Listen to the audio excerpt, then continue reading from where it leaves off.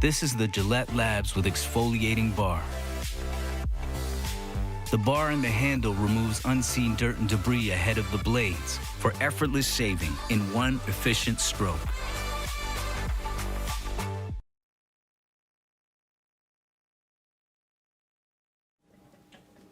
No, I don't.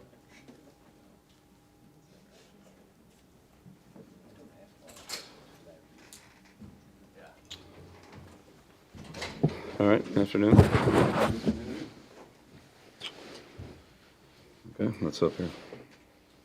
When Logan Wilson was coming out, did you have a chance to interact much with him?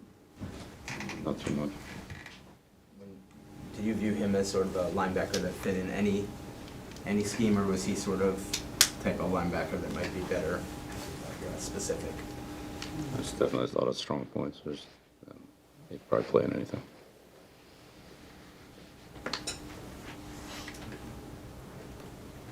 Bill, how do they use Chase and Higgins? Are those guys pretty interchangeable, or do they have set roles? Yeah, no, they're versatile. I mean, they do certain things more than others, but yeah, I'd say there's a degree of interchangeability. I think it's a question for Zach, really.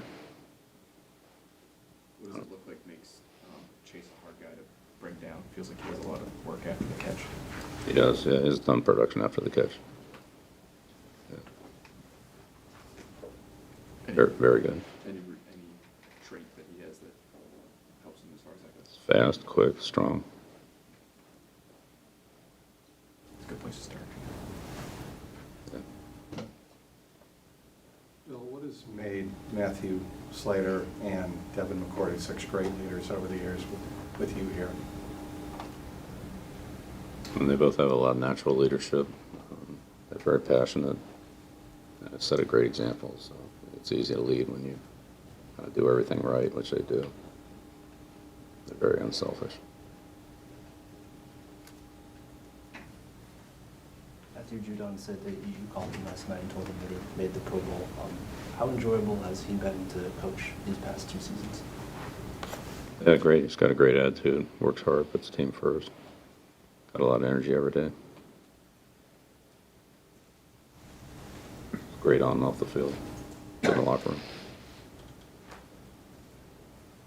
Get to take a look the last couple of days at the rookie offensive tackle there, Stuber. I mean, is this similar to like Bledsoe last year when you got him at the end of the year, or does he maybe even have a chance to possibly help you here at the end of the year?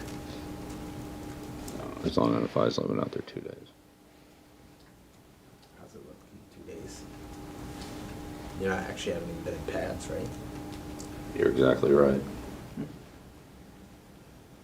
Good to have him back. It's good to have every player out there that we have out there. Sure.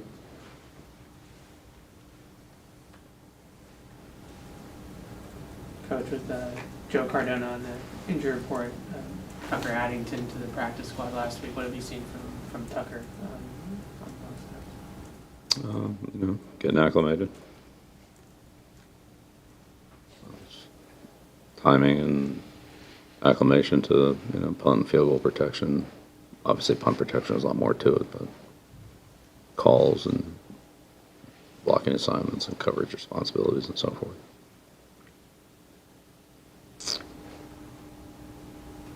Bill, I want to ask about the weather on Saturday. I know it's your favorite topic, but as far as the winds that are projected could be 30, 40 miles an hour throughout the game, how do you account for that in your preparation when obviously it's not that windy out for practice? We talk about what it could be, but like you said, it's a lot easier to wait and see what it is. It's to waste time on 10 different forecasts and then figure out which one it actually is. We've practiced in wind all year. Bill, what do you remember about Ted Karras and the impact he had here in his time with you? Right, yeah, Ted's all positive. Yeah. Came in as a rookie, worked hard. We got bounced around a lot, but he hung in there. Was on the practice squad for a short time, I think his second year, and David got hurt, started center all year. Tough,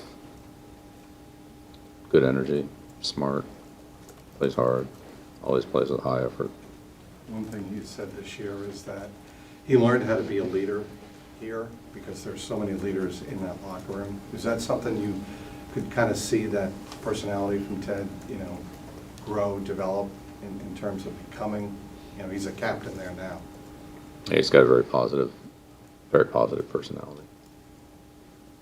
Yeah, I mean, every day he's big smile on his face, ready to go, but working hard. And he smiles when he works hard. He smiles when things aren't going good, but just looks forward to the next play or the next. He doesn't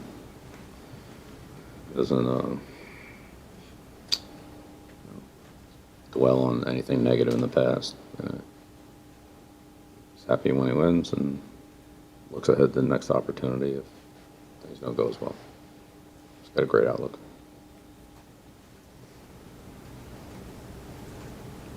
I think the first thing you mentioned yesterday when we asked you about Burrow was toughness.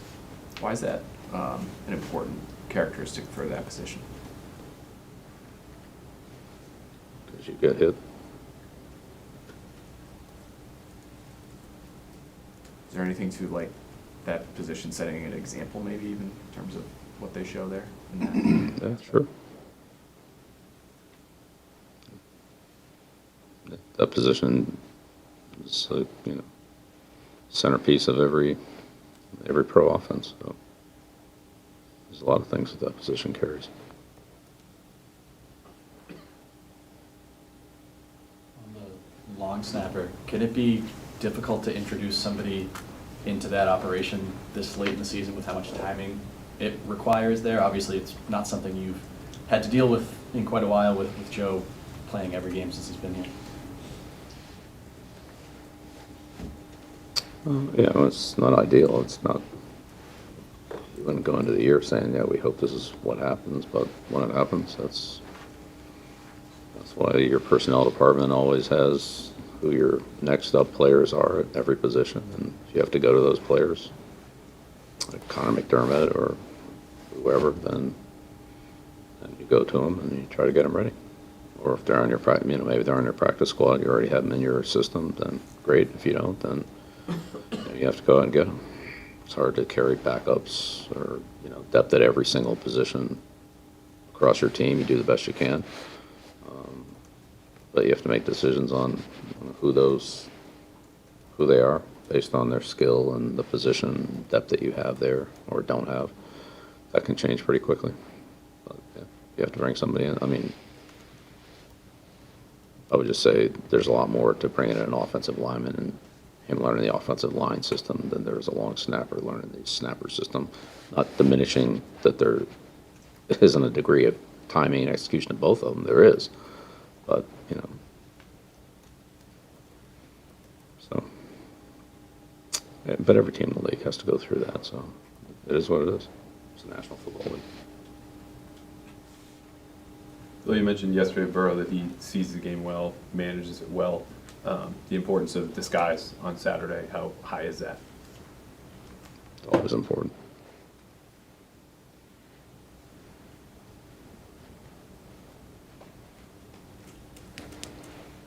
How do you feel like your defense has done in that regard lately? I think Adrian put it to us the other day, that the defense is mysterious, and that's sort of what he was getting at, that it feels like they've been doing a good job of disguise. Do you feel like that's been a positive aspect? Yeah. Always try to do it, and always try to do it better. Always room to improve.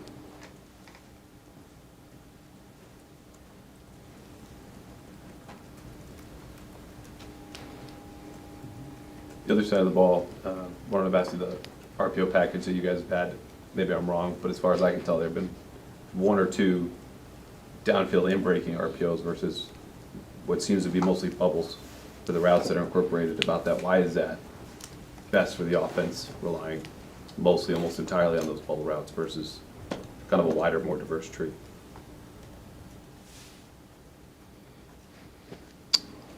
Yeah, I don't know. I'm not sure exactly, the whole pass offense you're referring to, but So the general concept of the RPOs is inside runs versus outside passes. You want to throw the ball down the field, you can just throw it down the field. If you're going to try to throw behind the guys, then that's really, well, it's play action RPO. It's the same concept. The timing on it's a little bit different, but it's really the same concept. That's what play action generally does, is draw somebody up and try to throw it behind them. So I'm not sure the specific plays you're referring to. Well, But if you run the ball inside and throw the ball inside and everybody's inside, I'm not really sure what you're trying to accomplish, unless you're trying to throw it behind them. Then that's the concept I just talked about, so. Yeah, I was curious more because of Mac's success with, throwing glance routes to the single side at Alabama, something he seemed to do a lot of. And I know you guys had incorporated more RPOs this year than last season, and why, it shifted more in that direction as opposed to something he had done then, or at least less downfield, I should say.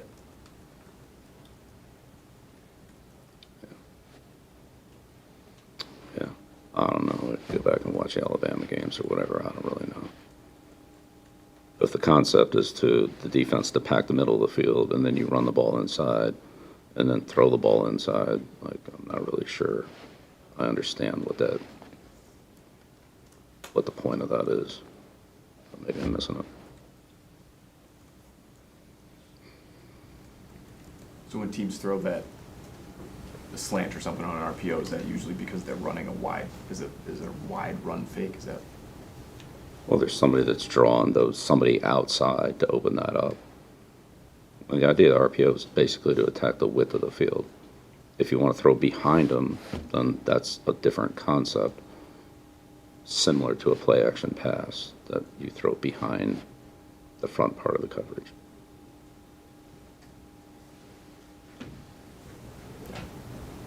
Thanks.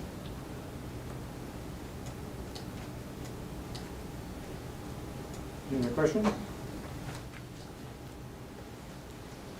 Okay.